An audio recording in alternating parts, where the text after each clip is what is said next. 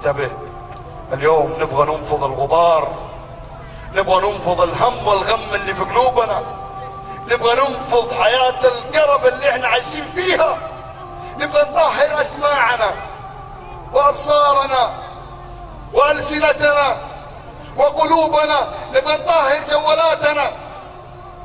اول في محل جوالات قد كذا عمره 9 سنوات او 10 سنوات، 9 سنوات او 10 سنوات، اقسم بالله قبل ما اجي الجلسه مقابله في محل جوالات قد كذا معاه جوال سامسونج، جاي يحمل برامج، جاي ايش ترسل؟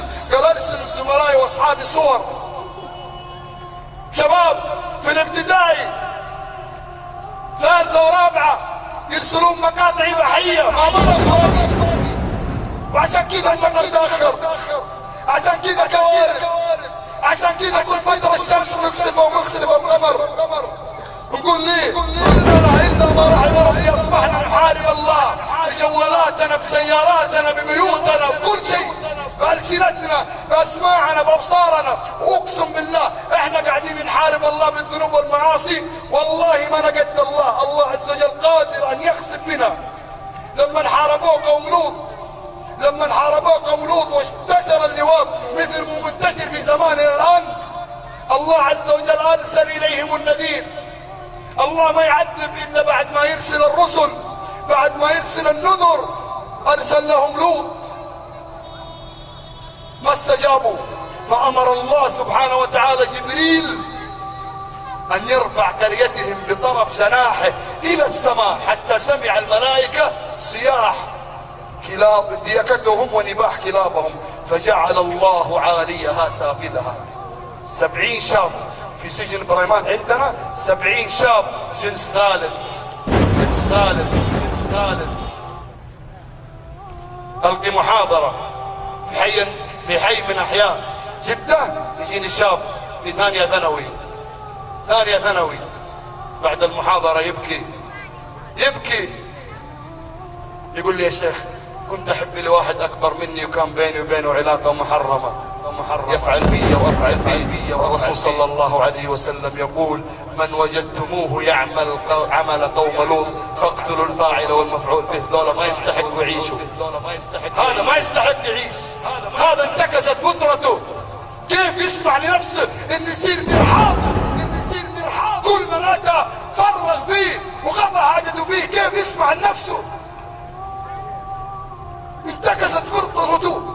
كل من اراد ان يفرغ حاجته وشهوته شان هذا، سمع نفسه انه يكون مرحاض للاخرين، يكون مرحاض للاخرين. في زمن ابو بكر الصديق رضي الله عنه وارضاه، ارسل والي الشام الى ابو بكر الصديق قال وجدنا رجل، وقليلة في كلمة رجل، خسارة في كلمة رجل، اللي يرضى على نفسه، اللي يسمح للآخرين أن يفعلوا فيه ويضيعوا شرفه ورجولته، قليلة في كلمة رجل، خسارة في كلمة رجل.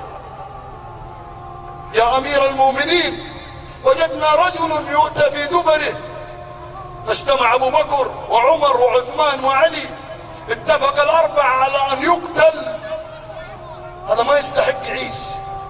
إذا ما تاب ورجع إلى الله، والله إن الحياة التي يملكها لا يستحقها. يعطي الله الحياة، يعطي الله الصحة والعافية والرجولة، ثم يصبح يسمح للآخرين أن يفعلوا فيه، يضيعوا مروءته وشرفه وعرضه. فاتفق الأربعة رضي الله عنهم وأرضاه أن يقتل، لكن اختلفوا كيف يقتل. فقال علي بن أبي طالب رضي الله عنه وأرضاه، وهذه القصة ذكرها الإمام الذهبي في كتاب الكبائر.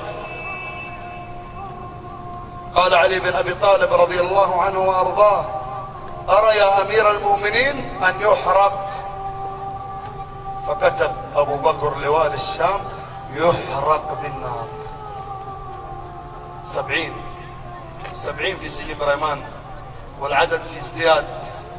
ألقي محاضرة الأسبوع الماضي في حي النسيم، يخرج لي شاب 24 سنة، اتصل ب 24 سنة لكنه تاب. نسأل الله أن يقبل توبته، وأن يعفو عنه وأن يثبته من العقوبات التي يورثها الإنسان، يورثها الله عز وجل في الإنسان الذي يفعل ويدمن على هذه الجريمة الشنعاء، أن الله جل في علاه يورث شهوة النساء.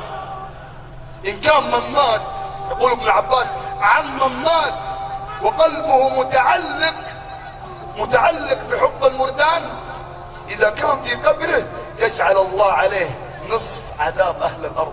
هذا من؟ هذا الذي تعلق قلبه بالمردان.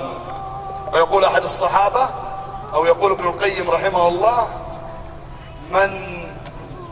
من تعلق قلبه بحب المردان فهذا رجل سقط من عين الله. هذا إنسان ما له قيمة عند الله، إنسان تافه.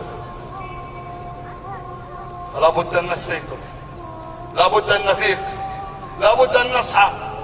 يكفي يا شباب، والله يكفينا 14,000 اللي في سجن بريمان، يكفون 50,000 اللي في سجن في مستشفى الأمل، يكفون الشباب اللي يموتون سكارى ومحششين، يكفون الشباب اللي جونا في مغاسل الأموات يتغسل ينحط المويه في فمه يطلعوا الحكرة من فمه.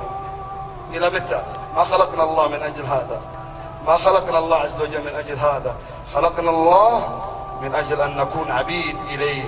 وما خلقت الجن والإنس إلا يعبدون. كن عبد لله، ليس عبد للشهوات. اسمع، ترى الله سبحانه وتعالى ينتظر عودتك ورجعتك، وهو غني عنا سبحانه وتعالى. والله يريد أن يتوب عليكم، والله يريد أن يتوب عليكم، والله يريد أن يتوب عليكم، والله يريد أن يتوب عليكم، ويريد الذين يتبعون الشهوات أن تميلوا ميلا عظيما. والله يريد أن يتوب عليكم، ويريد الذين يتبعون الشهوات أن تميلوا ميلا عظيما. يريد الله أن يخفف عنكم، وخلق الإنسان ضعيفا. والله يريد أن يتوب عليكم، ويريد الذين يتبعون الشهوات أن تميلوا ميلا عظيما. يريد الله أن يخفف عنكم، وخلق الإنسان ضعيفا. يا أيها الذين آمنوا، يا أيها الذين آمنوا، يا أيها الذين آمنوا توبوا إلى الله، توبوا إلى الله توبة نصوحا، توبوا إلى الله توبة نصوحا.